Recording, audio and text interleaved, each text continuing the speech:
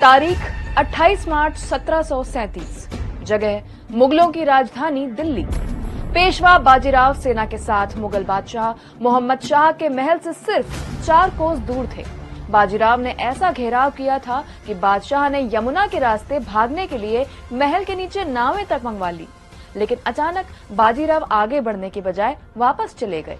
ये वही पेशवा बाजीराव हैं जिनकी कहानी आपने फिल्म बाजीराव मस्तानी में देखी है। 1630 ईस्वी में शिवनेर के किले में शाहजी और जीजाबाई को बेटा हुआ। नाम रखा गया शिवाजी। हालांकि शिवाजी की परवरिश दादोजी कोंडदेव और मां जीजाबाई की देखरेख में हुई। महज 16 साल में शिवाजी ने आदिल शाह के अधीन पुणे का तोरण किला जीत लिया। 1646 में दादोजी के निधन के बाद शिवाजी ने नया किला बनवाया और नाम रखा राजगढ़।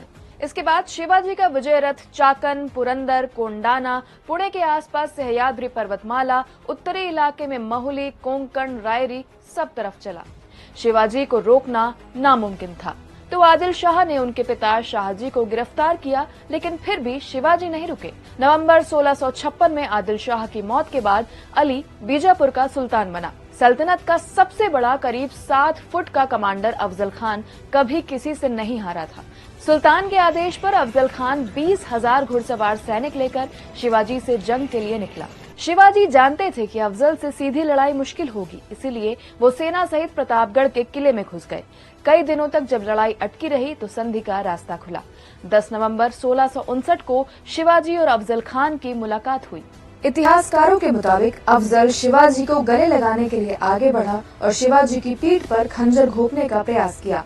शिवाजी बच गए, लेकिन उन्होंने बाघनख यानी हाथ में पहने जाने वाले पंजे जैसे हथियार से अफजल के पेट पर वार किया।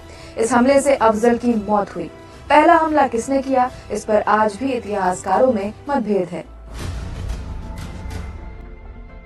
अफजल को मारने के बाद से ही औरंगजेब की निगाह शिवाजी पर थी। जब शिवाजी ने अहमदनगर का किला लूटा तो औरंगजेब ने शिवाजी से लोहा लेने के लिए मिर्जा राजा नाम से मशहूर जयसिंह को भेजा।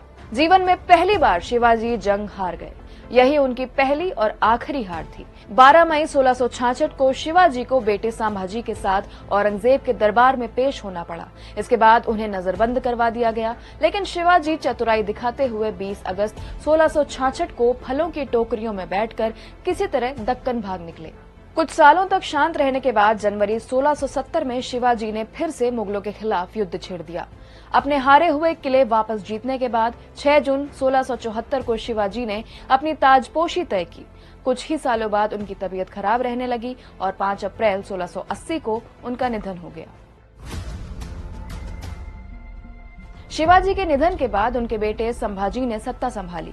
इसी बीच औरंगजेब ने मराठा साम्राज्य पर हमला करने के लिए 2 लाख सैनिकों की फौज भेजी। फरवरी 1689 में कोंकण में जंग के दौरान मुगलों ने संभाजी को उनके 25 साथियों के साथ पकड़ा। कहा जाता है कि उन्हें अहमदनगर ले जाकर औरंगजेब के सामने झुकने को कहा गया और उनकी जीभ काट दी गई। जिंदा रहने के लिए इस्लाम कबूलने की शर्त रखी गई। संभाजी नहीं माने और 11 मार्च 1689 को उनका सर कलम कर दिया गया। शिवाजी के बड़े बेटे शाहूजी के वफादार बालाजी विश्वनाथ कुछ समय तक पेशवा रहे, लेकिन 1720 में उनकी मौत के बाद दौर आया बालाजी के बेटे बाजीराव प्रथम का, वो मराठी योद्धा जिसने दिल्ली की छाती पर मराठा ध्वज लहराया। महज 20 साल में बाजीराव पेशवा बने। बाजीराव घुड़सवारों का दस्ता लेकर दुश्मनों पर बहुत तेजी से हमला करने के लिए जाने जाते थे। इतिहासकार जदुनाथ सरकार बताते हैं, बाजीराव स्वर्ग से जन्मे घुड़सवार सेना नायक थे। उनके जैसा न कोई पहले हुआ न बाद में। बाजीराव ने मुगलों के खिलाफ लड़ाई में कई दूसरे शासकों की मदद की, जैसे बुंदेलखंड के महाराजा छत्रसाल। उनका राज वापस दिलाने पर उपहार के तौर पर बाजीराव को बहुत बड़ी जागीर और उनकी प्रेमिका मस्तानी मिली। 12 नवंबर 1736 को बाजीराव ने 50,000 घुड़सवारों के साथ पुणे से दिल्ली की तरफ कूच की। 10 दिनों के अंदर मराठा सेना आगरा के पास पहुंच गई। घबराए मुगल बादशाह मोहम्मद शाह ने अवध के गवर्नर सादत अली खान को मराठाओं को रोकने भेजा। सादत की सेना ने मराठों को पीछे धकेल दिया। बाजीराव ने कुछ ऐसी योजना बदली कि अगले 4 दिन के अंदर वो सेना सहित दिल्ली में दाखिल हो गए। दिल्ली के शाही महल को कब्जे में लेने से पहले ही बाजीराव पीछे क्यों हट गए, इसका ब्यौरा उनके छोटे भाई चीमा जी को लिखे पत्रों से मिलता है। असल में बाजीराव नहीं चाहते थे कि दिल्ली में लूटपाट हो। उनकी राजधानी पुणे थी, उन्हें दिल्ली पर शासन नहीं करना था।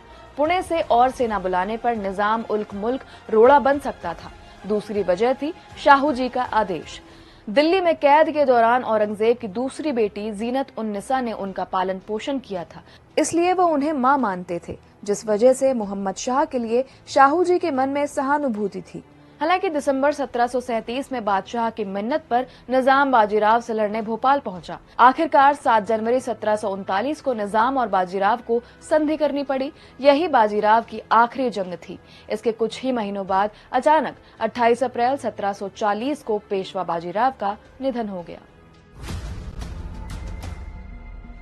अगले पेशवा हुए बाजीराव के बड़े बेटे नाना साहेब। हालांकि वो राजपूत राजाओं को एकजुट नहीं रख पाए। 14 जनवरी 1761 को पानीपत की लड़ाई में नाना साहेब की सेना की हार हुई, जो इतनी बड़ी थी कि मराठा साम्राज्य फिर कभी इससे उबर नहीं पाया। 23 जून 1761 को नाना साहेब की मृत्यु हो गई। उनके बेटे माधवराव पेशवा बने। 1772 में सिर्फ 27 साल की उम्र में उनकी मौत हो गई। माधवराव के बाद नाना साहेब के तीसरे बेटे नारायण राव गद्दी पर बैठे। चाचा रघुनाथ राव ने ही पेशवाओं के महल शनिवार वाड़ा में उनकी हत्या कर दी। खुद पेशवा बने, लेकिन विद्रोह के बीच उन्हें गद्दी से उतरना पड़ा। नारायण राव के सिर्फ 40 दिन के बेटे सवाई माधवराव अगले पेशवा हुए। इस बीच अंग्रेजों की नजर लगातार पुणे और पेशवाओं पर थी। सवाई माधवराव अपने सलाहकारों की कठपुतली बन चुके थे और निराश होकर 1795 में ही 21 साल की उम्र में उन्होंने आत्महत्या कर ली। ज्यादातर मराठा साम्राज्य का पतन हो चुका था। हालांकि कुछ छोटी छोटी जागीरें कायम थी। अंग्रेजों ने उनमें भी फूट डालनी शुरू कर दी। अब बाजीराव द्वितीय के हाथ में पेशवाई थी, लेकिन अंग्रेजों ने हमला किया और 1818 में बाजीराव द्वितीय को गिरफ्तार कर कानपुर के पास बिठूर भेज दिया। इसे ही एंग्लो मराठा युद्ध कहते हैं, जिसके बाद शनिवार वाड़ा पर पहली बार अंग्रेजों का यूनियन जैक फहरा और महाराष्ट्र पूरी तरह से अंग्रेजों के अधीन हो गया।